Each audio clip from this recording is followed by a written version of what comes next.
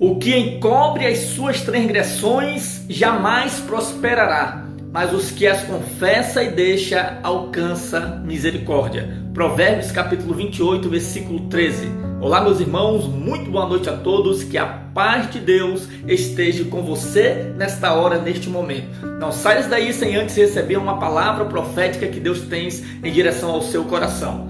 Certa vez uma pessoa me fez uma pergunta, dizendo: se uma pessoa cometeu grandes delitos, pecados, a tal ponto de tirar a vida de uma, duas ou três pessoas, cometer aí homicídios, ela tem perdão? E eu olhei para ela à luz da palavra e disse esse texto que eu acabei de ler: o que encobre as suas transgressões jamais prosperará, mas os que as confessa e deixa alcança misericórdia. Está escrito em Provérbios capítulo 28, versículo 13. Também dei a referência quando Jesus estava na cruz, prestes a dar o seu último suspiro. Um ladrão da esquerda blasfemou contra ele, dizendo: tu não és rei dos judeus, salva-te, desce daí. Mais ou menos dessa forma Jesus ouviu daquele homem, enquanto o outro da direita disse: este homem que está aí nada fez, nós sim, estamos aqui porque merecemos. E ele olhou para Jesus e disse: lembra-te de mim quando entrardes no teu reino.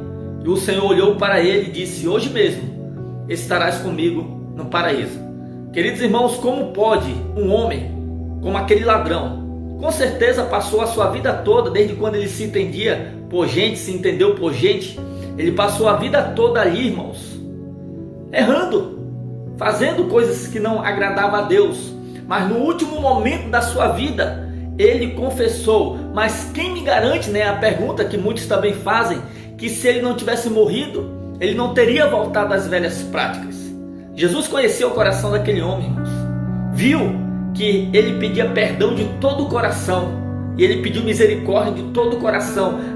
O ato de ele falar: lembra-te de mim quando entrares no teu reino, é um ato de arrependimento, irmãos, que o Senhor olhou para ele e disse com palavras sinceras e puras: hoje mesmo estarás comigo no paraíso. O que encobre as suas transgressões é aquele, irmãos, que vai vivendo com o pecado e já até adotou, irmãos, chamado pecado de estimação. Existe um caso que um homem, irmãos, um homem que aparentava ser muito bom, conta-se a história que este homem, ele era até mesmo, irmãos, bem requisitado. Ele era um camarada que muitas pessoas gostavam dele e não aparentava fazer mal a ninguém, irmãos. Este tal homem, ele recebia visitas de pessoas importantes em sua casa. Só que este tal homem, ele mantinha, irmãos, em sua casa mulheres em cativeiro.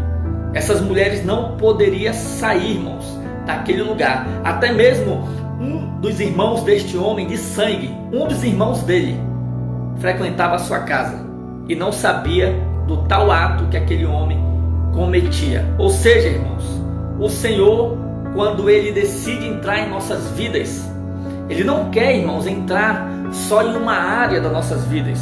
Ele não quer simplesmente que nós venhamos apenas dizer: eu te amo, Senhor. Porque o amor, irmãos, ele é seguido de atitudes. Sabe, irmãos, o Senhor, Ele nos amou a tal ponto de se entregar para que nós viéssemos ter vida, e vida em abundância, e vida com fartura, vida próspera, irmãos. O Senhor, Ele se entregou para que nós viéssemos viver em amor, viver para Ele, servir a Ele, andar com Ele, adorar a Ele, engrandecer o nome dEle, porque esta foi a finalidade de Jesus ter se entregado na cruz do Calvário. E agora nós vamos viver como? Vamos viver uma vida dizendo que ama a Deus, mas não ter atitude? A palavra de Deus diz que aquele que decidiu buscar a Deus, irmãos, deve renunciar.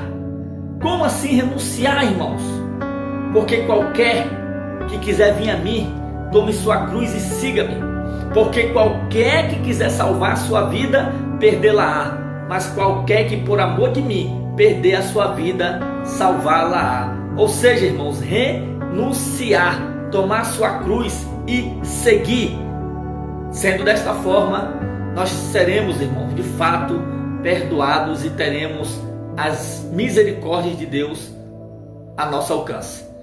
Que Deus te abençoe e receba esta palavra nesta noite em direção à sua vida, em nome de Jesus. Fica na paz.